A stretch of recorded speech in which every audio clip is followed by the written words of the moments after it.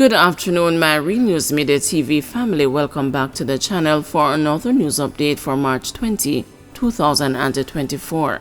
And in the news this afternoon, Anderson labels the Westmoreland gangsters as parasites. Former Commissioner of Police, Major General Anthony Anderson, has labeled as parasites criminal gangsters who are now terrorizing law-abiding citizens in Grange Hill, Westmoreland. Anderson, who demitted office on Monday, March 18, after a tour of duty spanning 6 years as head of the Jamaica Constabulary Force, told the residents at an impromptu stakeholders meeting held at the Grange Hill High School last Friday that they should not in any way believe that these criminals have their interest at heart. In the interest of getting at each other, they are quite willing to put everybody else at risk, so we must know who we are dealing with and not fantasize that somehow these people have any benefit whatsoever to the community. They are parasites, that's what they are, the former police commissioner said on his last visit to Westmoreland in that role. We will not allow them to take over your community, Anderson said, pointing out that the JCF, now under the leadership of Dr. Kevin Blake, has the capability and the manpower to secure their safety. He encouraged the residents to continue providing information to the police on activities of these criminal gangsters and not to believe that these parasites can offer them any form of protection. Things will flare up and they will start to shoot each other, and unfortunately, the criminals who we have, they have no concern about anybody else, Anderson cautioned. He revealed that the problem with crime and violence in Westmoreland is being fueled by 4 gangs fighting over the spoils of criminal activities, largely from lottery scamming. Almost 2 weeks ago, some 5 murders took place in a 72-hour span as gangsters aligned to the resurgent King Valley Gang and the members of the emerging Anse Posse Gang traded bullets in their feud over the spoils of criminal activities. Those murders were quickly followed up with the suspension of classes at both the Grange Hill Primary and the Grange Hill High Schools last week, after reports surfaced that gangsters were planning to shoot up one of the schools in the stronghold of one of these gangs. We have 4 gangs that are at play here, and make no mistakes about it, these are the source of the problem, Anderson declared, noting that when gangs dominate a community, the gang issue becomes a community issue, and because the gangs are rivals of each other, communities become rivals to each other. Morland Wilson, the first-term Jamaica Labour Party Member of Parliament for Westmoreland Western, who organized the stakeholder meeting in light of the surge in shootings and murders, says the gang conflicts is preventing residents from socializing. According to him, it is difficult to organize sporting events, including corner league football in the parish, in particular Grange Hill, because of gang conflicts. I can tell you that attempts to set up corner league football games have been difficult because members of various communities refuse to play with each other, Wilson said, as he pressed home the strain that the gangsters are having on residents in his constituency. Government's budget not focused on the people, says Golding. Opposition leader Mark Golding used the first part of his contribution to the budget debate to continue criticizing the budget for the 2024-2025 fiscal year as presented by Finance Minister Dr. Nigel Clark in the House of Representatives last Tuesday. In his budget presentation in the lower house on Tuesday afternoon, Mr. Golding continued where Shadow Finance Minister Julian Robinson left off last Thursday in the opposition's attempt to pick apart the budget. According to Mr. Golding, the government's budget for the upcoming fiscal year is not grounded in a vision of development of the people, adding that frustrations and hopelessness among the majority of the populace will continue to grow. According to their economic model, something will trickle down to the farmer, the teacher, the nurse, the sanitation worker, the hairdresser, and the taxi man. After 8 years, they want Jamaicans to wait even longer for the trickle that might come. Meanwhile, Jamaicans are crying that times are too hard, the cost of living is too high, their wages are too low. Young people are crying out for opportunities to further their education and for better job options.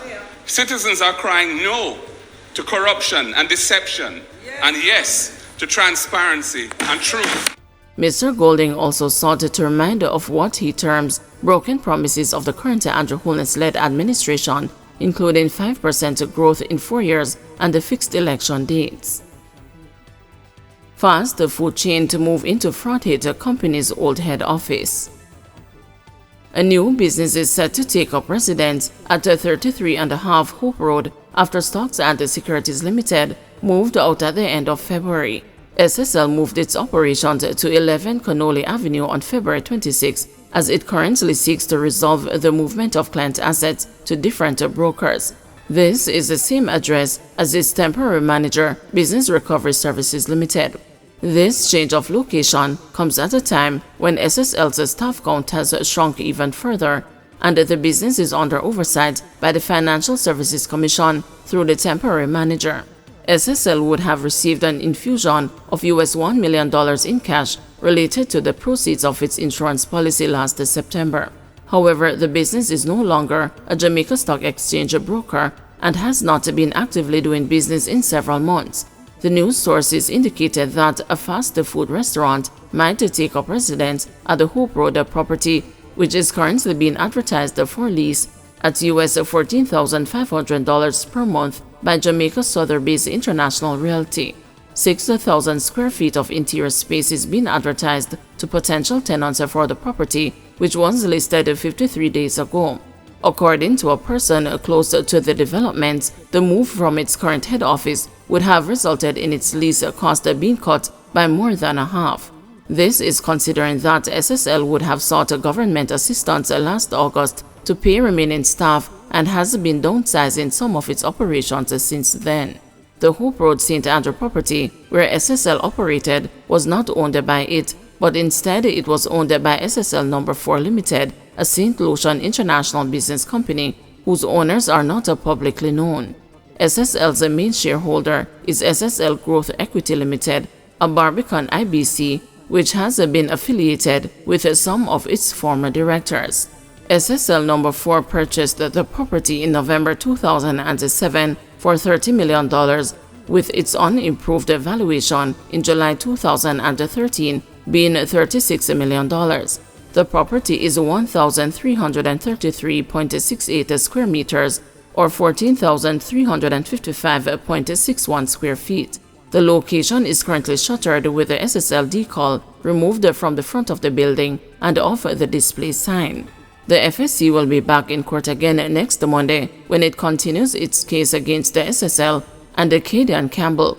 The matter, which is being heard in the Supreme Court, began on February 26 and took a break on March 7 after numerous arguments were brought by both parties. However, Justice David Batts is questioning the point of the ongoing trial when both parties want to have a court to supervise the wind-up of SSL. The FSC's attorney is set to continue cross-examination of witnesses next week. Campbell was appointed a trustee of SSL a day before the FSC appointed its temporary manager in January 2023. However, the FSC is seeking to invalidate Campbell's appointment and be given a clear control of the firm, while Campbell's attorneys want him appointed a trustee and for the temporary manager to be removed. There are numerous other court cases which are pending the resolution of this case. The FSC is being represented by Lisa White, a senior attorney in the Attorney General's chamber, and Campbell by King's Counsel Caroline Hay. Carleen Larmond Casey is the court-appointed independent attorney for SSL. Golding questions a plan to remove GCT on imported raw foods. The parliamentary opposition has raised questions about the government's plan to remove the general consumption tax on imported raw foods. In his opening budget presentation in the House of Representatives, Finance Minister Dr. Nigel Clark announced the pending removal, noting that it was necessary for Jamaica to remain compliant with World Trade Organization rules and avoid being blacklisted. But opposition leader Mark Golding, during his contribution to the budget debate on Tuesday, said based on the People's National Party's research, the WTO does not blacklist or unilaterally punish member states for non-compliance. He also called for Dr. Clark to be specific on the imported raw food items for which a GCT will be removed.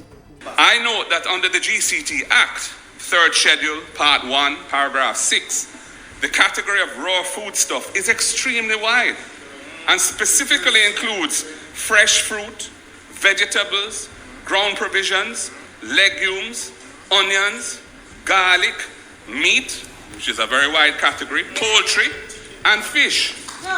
The removal of this protection leaves our farmers very exposed to unfair competition from importers who have little risk. We know that the rich countries of the world, North America and Europe, provide massive subsidies to their agricultural sectors, distorting fair competition and giving food imports from those countries an advantage over our producers here in Jamaica.